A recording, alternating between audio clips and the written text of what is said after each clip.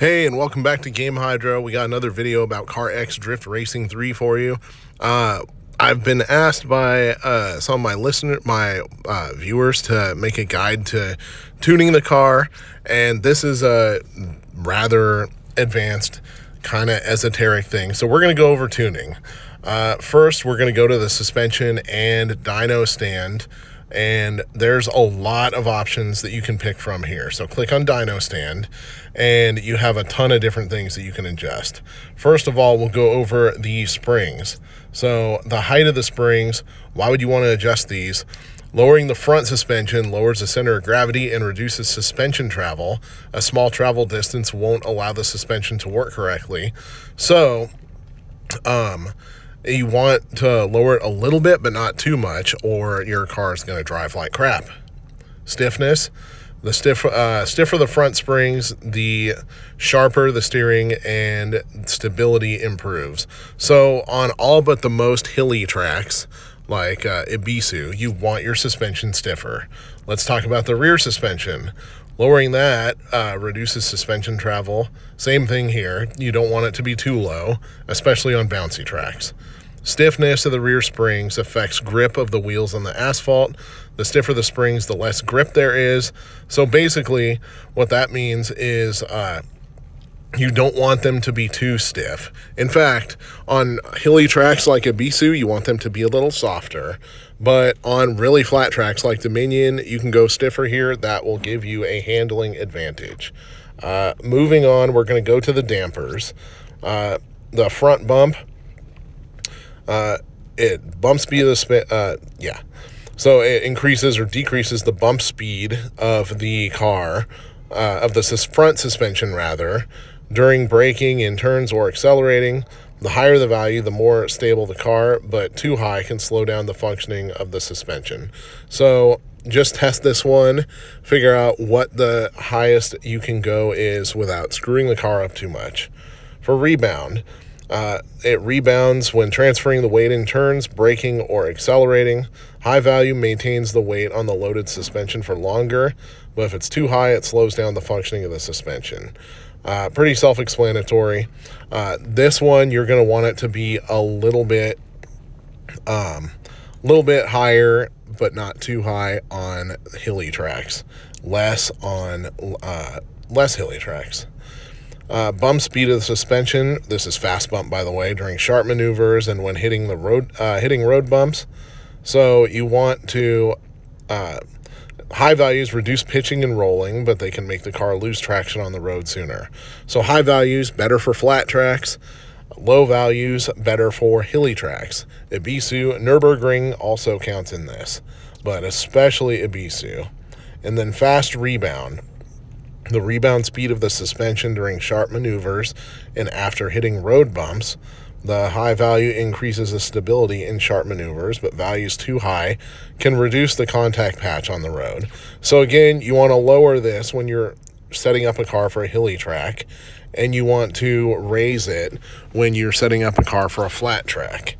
Rear bump, kind of the same thing here, but as front bump, front rebound, fast bump, and fast rebound. You can slow down the functioning of the suspension if you go too stiff, and you, especially on the rear axle, you want to avoid going too soft on flat tracks, but you want to avoid going too stiff on hilly tracks. Hilly tracks, you go too stiff, all of a sudden you take a turn on a downhill slope and you're sliding around like butter on a hot plate. That's not too fun. Moving on, wheel offset. This changes the width of the front axle track. The wider it is, the more stable and steady it becomes. But if the rear track is narrower than the front, the car will tend to oversteer and be more prone to sliding in bigger angles. So that's the kind of setup you want for drift races. When the rear track is wider than the front, the car will tend to understeer. You want a little bit of that for time attack races, but definitely not for drift races. Increasing the front sway bar stiffness reduces body roll and adds sharpness during maneuvers. Shifting the stiffness balance to the front axle increases rear wheel grip. So this tends to be good for all setups to increase the front stiffness for time attack and for drifting, especially if you want to drift bigger angles. In the front, positive toe contributes to vehicle stability on straight roads but increases understeer. Negative toe improves wheel response during turns and increases oversteer. So negative toe, definitely better for drifting. Front toe, good for time attacks on levels with longer straightaways and larger, wider turns, but on narrower turns, less so. Cross-axle wheel tilt. The higher value increases the force at which the steering wheel returns to neutral. Excessive values can reduce front wheel grip. So don't go too high on this, but beyond that, it's kind of up to what feels the most comfortable for your driving style.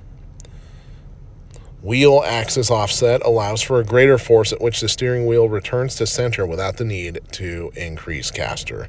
So kind of the same thing there. Do you like the wheel to return to center fast or a little slower? Up to you. Moving on to the wheels, the front rim diameter. So rim diameter affects acceleration and maximum speed. Larger wheels mean higher speed, but larger wheels make it harder to turn. You generally, for the most part, you'd want the front wheels to be narrower than the rear wheels.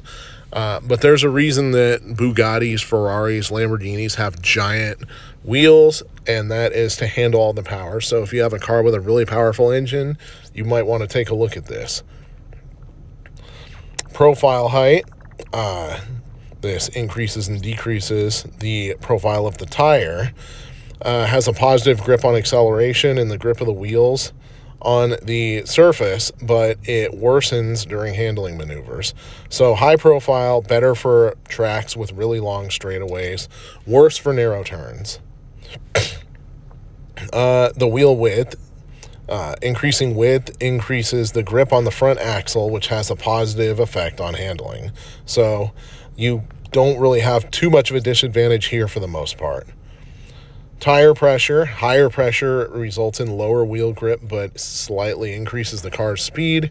So if you're looking for a very small edge, you can mess with this, but it is a small edge. And that's for straight time attacks, primarily flat surfaces. Rim diameter affects the acceleration and maximum speed of the car. Larger the wheel, the higher the speed, but larger wheels make it harder to turn. You're going to get more of an advantage with bigger rims on the rear than on the front. Profile, positive impact on acceleration and wheel grip, but worsens handling during maneuvers. So just be careful about how low profile you go on the back. There's a reason that a lot of drag racers go very high profile. Tire width has a positive impact on acceleration and handling, but a wider tire means more power is required to turn the wheel. This will have less of a negative effect in the rear than in the front. You want your tires wider in the rear. Over to the engine. Once you have an advanced engine, you'll be able to tune the rev limiter and go for higher revs. Higher RPM obviously means higher engine output, acceleration, and maximum speed. Now, it could end up decreasing the low-end torque, but this one you kind of got to try it out in order to know what your favorite setup is. Over in transmission, you can change the gear ratios. This is a very advanced practice. It can be really easy to goof this up, but you want to shorten the gear ratios if you're looking for higher acceleration on tracks that may have shorter straightaways on time attack or on tracks where speed matters. But unless you're super advanced and you know what you're doing, I generally would not mess with this. Braking system.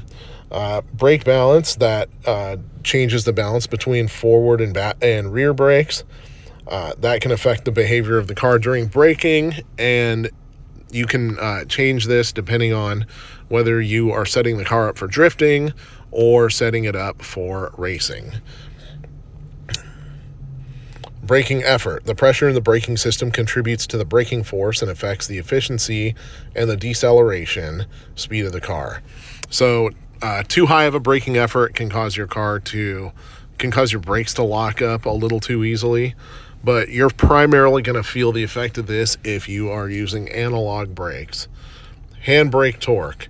Pressure in the braking system contributes to the braking force and affects the efficiency and deceleration speed of the car. So this is primarily something that you can modify for drifting.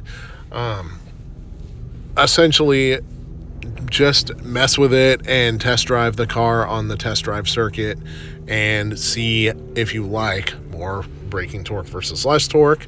Higher torque can make it a little easier to initiate a drift, but you don't want to lose too much acceleration initiating a drift, or you're going to oversteer into the embankment.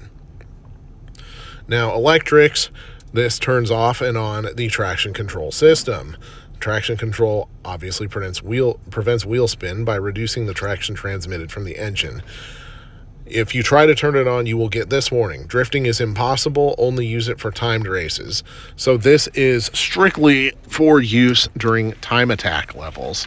This can help you out a lot in the turns, but you do not want to enable this for drifting. And if you want to drift again, disable it. So what are the best tunes for your car?